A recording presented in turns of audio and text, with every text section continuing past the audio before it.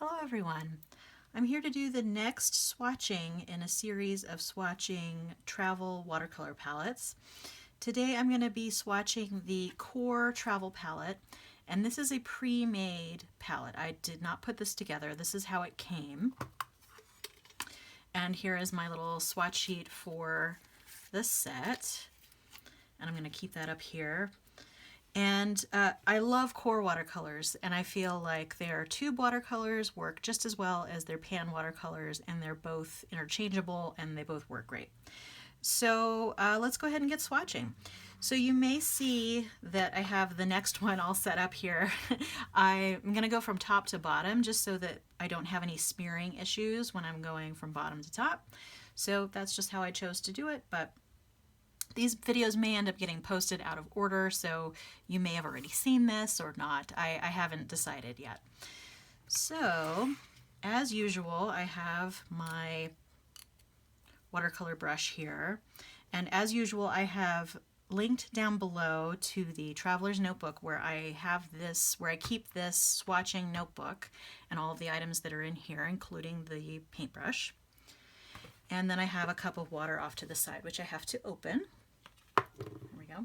And what I'm using as a water cup is just a travel water cup. I don't remember where I got this. It may have been Anthropology, actually. It's called a keep cup. And it works really well for just keeping on my tabletop. I can put the cover on and it won't spill if I accidentally knock it. And I do also have a paper towel off to the side. And when I'm mixing today, I'm going to try mixing in these little palette spaces here. I've never mixed in these spots before. It's sort of a hard rubber, this material, so I'm interested to see if it stains and how the watercolor mixes on it. Otherwise I would mix in the top tin part, because this is also a mixing area, which is just coated aluminum, I believe, but I'm not sure. But I'm going to try out this middle mixing area and see how that goes. So I have labeled all the colors here, and like I said, this is a pre-made set, so all of the colors that are here I did not individually choose. This is how the set came. And you're not going to be able to see this because I'm going to have this slightly out of frame here in a minute. But so it's a pre-made set. In the triad mixing area here, I have decided to go with phthalo blue, green shade for the blue, for the red to go with Quin magenta. And those two are fairly typical triad type primary. The phthalo blue is a green leaning or cool leaning blue. The Quin magenta is a cool leaning or let's see, what does it lean towards? Or blue leaning red. So that's why these are in here.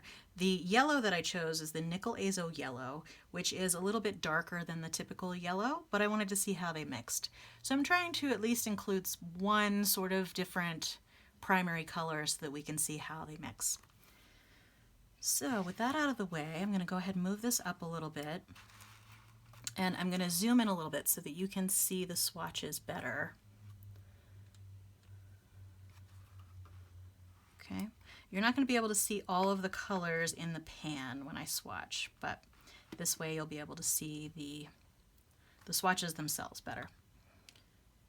Although I probably could move this sideways. Here, I'm sorry. Sorry, I'm figuring out logistics as I go here. No, that's not going to work either. Let's just turn it back. Okay, so we're going to start. There we go, water up here on my table. So we're going to start with the Cad Yellow Primrose. And this is a color I had not seen before, Cad Yellow Primrose, but I suspect that it's sort of like a Cad Yellow Light. And it's slightly opaque, as you may or may not be able to see here, over that line. And as per usual, the Cads do not dilute as dramatically as some of the other colors will. We're still getting some dilution there. Okay, and the next color is Nickel Azo Yellow. And this one, if you'll see, it almost looks green in the palette, but it is indeed a yellow. It's closer to a yellow ochre in tone.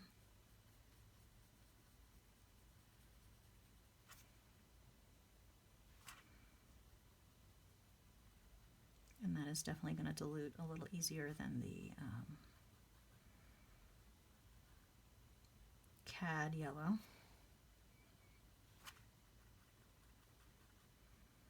Still very heavily pigmented though, but a transparent yellow.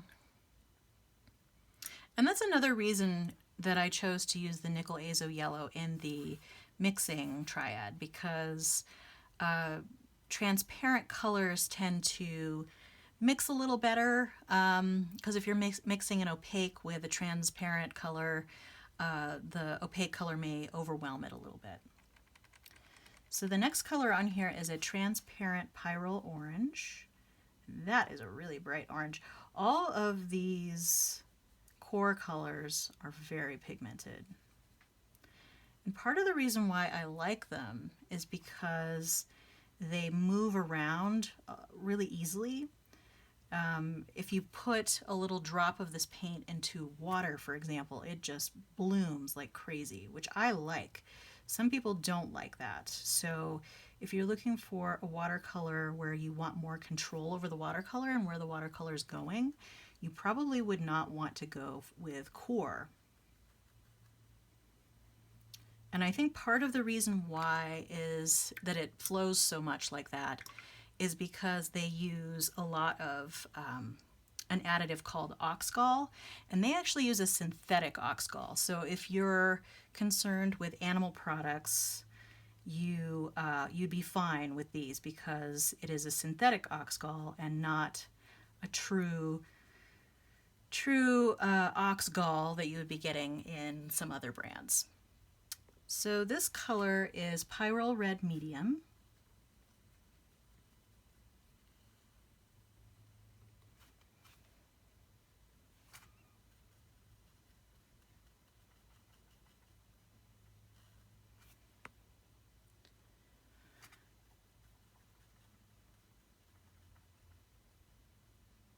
Okay.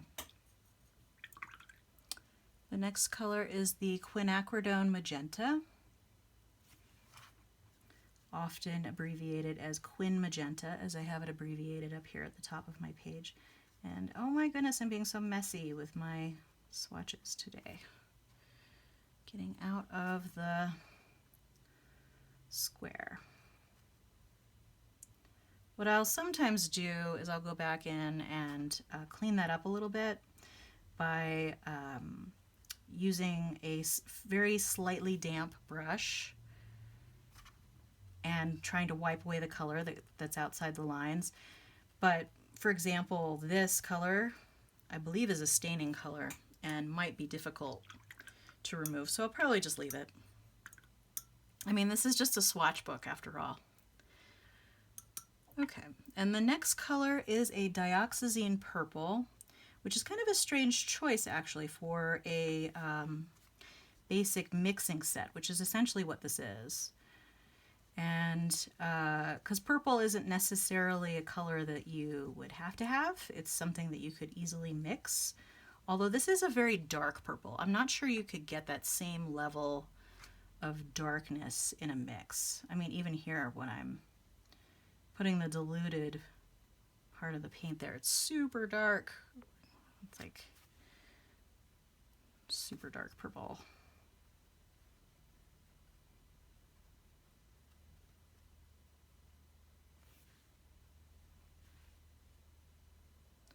And you can't see my water right now, but there is so much pigment in these paints that there is just a ton of pigment dumping out into my water here.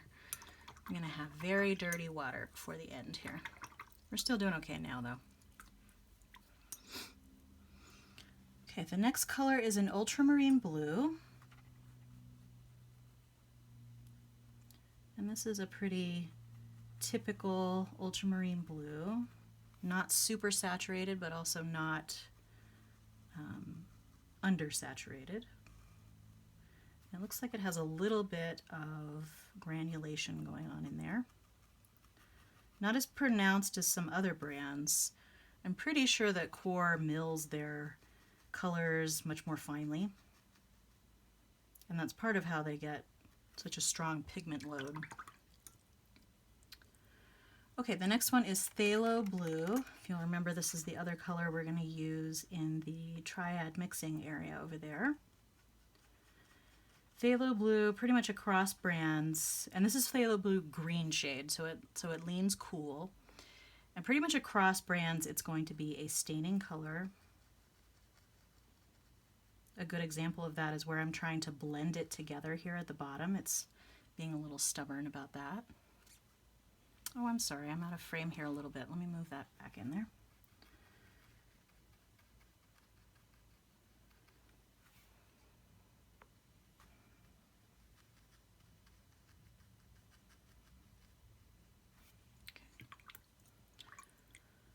This next color is a sap green.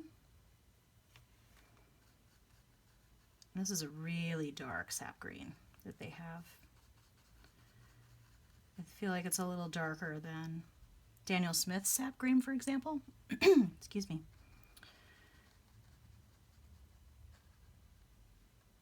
And sap green is pretty much always a mix of colors. I think there might have been at one point in time a pure pigment, like single pigment sap green, but it wasn't light fast, so that's why we have this combination. It's actually a sap green hue. Spilling a little water here. Okay, so the next one, we're getting into our earth tones now. This next one is a transparent brown oxide. And this is something that you probably could use in place of an Indian red or a Venetian red, but it is transparent, whereas those two would be a little more opaque. I've always liked this kind of color. A little bit muted earth tone, but also kind of bright, especially coming from Qor brand. The next one is Burnt Umber.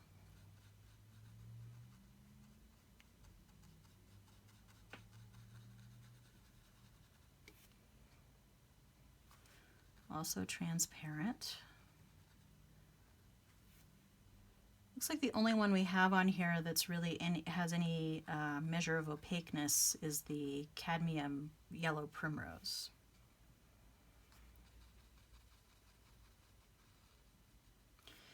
Okay, and the last one we have in here is Payne's Gray. And I'm pretty sure this is the only palette of half pans that Qor sells. Don't think they have another color combination. You can get the tubes in a variety of sets, but I'm pretty sure this is the only one for the half pans. And I like the little case this one comes in. It's very convenient because it's really small and thin. It doesn't, their colors don't come in little half pans. Well, they are in half pans, but there aren't little compartments for them. They're all kind of tightly packed here. But it is nice to have so much mixing area. You have this mixing area, these mixing areas here, and then you have all of this mixing area here. And these little wells, I've actually used the lids of the containers that the tubes come in, which have the same style of lids with these little indents in them for mixing. I've used them for mixing just by themselves, even after I've taken the tubes out of the container. So they're really useful. All right. So I'm going to leave this here, this little, yeah, it came with this little sheet of waxy paper to put in between this and the paints so that your swatch sheet doesn't get messy on the back, which is kind of nice. I thought that was a nice touch. Okay, so I have chosen Phthalo Blue. Oh, well, let's start with the red because the red is on top. So for the red, I chose the Quinacridone Magenta, and these are also lettered on the swatch sheet, and they're also lettered in the pan, although they're very faint. but it is helpful if you can actually see them. You can't see where I'm pointing here, but they are numbered in the palette, or lettered in the palette rather. So here's the red, which is this Quin Magenta. Okay, and I'm actually going to put some of that here in my mixing area. I have to kind of remember how much I'm putting in there so that I put the same amount of the next color. I'm going to rinse my brush really, really well because next I'm going to be going into the Nickel Azo Yellow, which is going to go over here in this yellow spot. And then I'm going to try and mix roughly the same amount of the yellow into the magenta. I'm not sure I like the feel of how that area mixes. It feels a little like gummy with a little bit of resistance, which I kind of like a smooth mixing area. Okay, so that's the two mixed together, and then I'm going to keep what I have in the palette here. And on one side I'm going to add a little bit more yellow.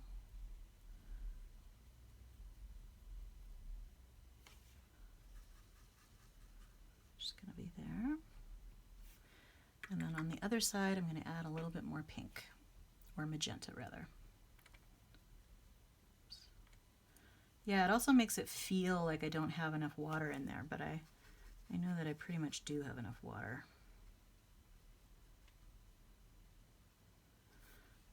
Okay, so I am going to clean that up. Yeah, and I was suspecting that this area would stain.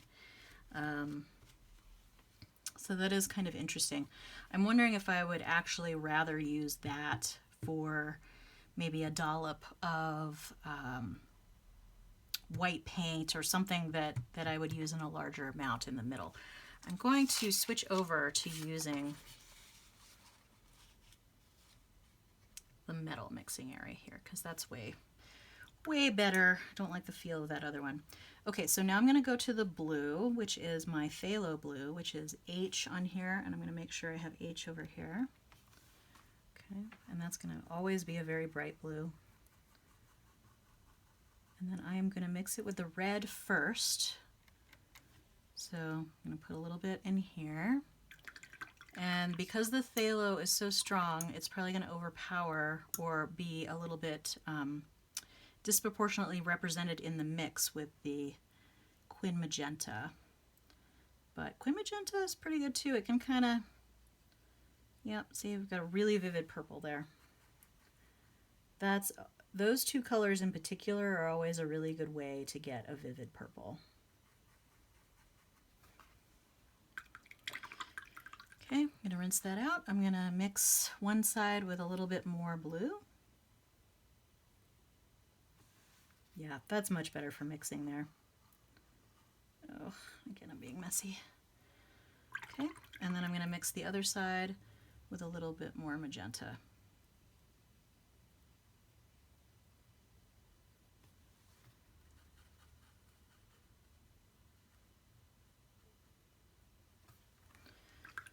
Okay, and then this is going to wipe out really easily. Get some more water on there. Wipes out super easy. Okay, now I am going to go to the blue and the yellow. So a little bit of blue.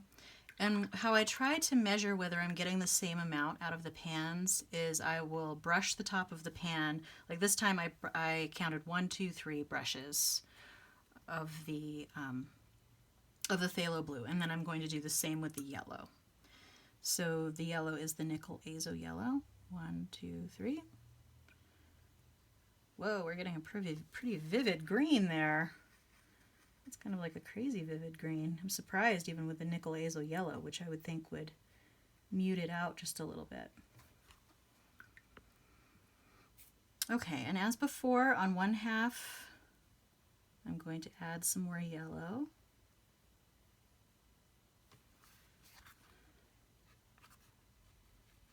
Having to get in here at kind of a weird angle, which is why it's hard for me to stay in the lines. Okay, and now I'm going to add a little bit more blue to the other side.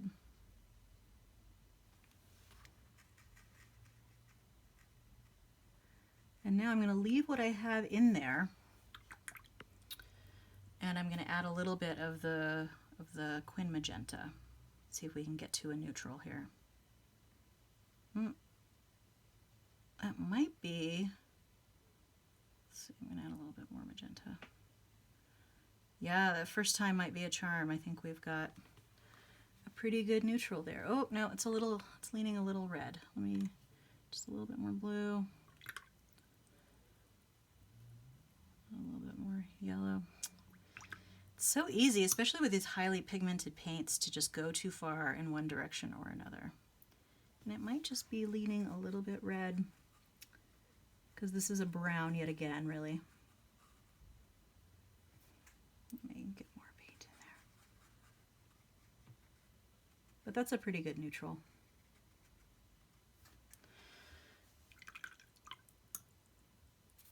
Okay, and there we go. We're done with that Qor palette. I'm going to wait to put the little sample swatches back in here until the paint dries a little bit. But there you go. All right, on to the next one next time. And in the meantime, have a great day. Feel free to like and or subscribe, and I'll see you next time. Thanks so much. Bye.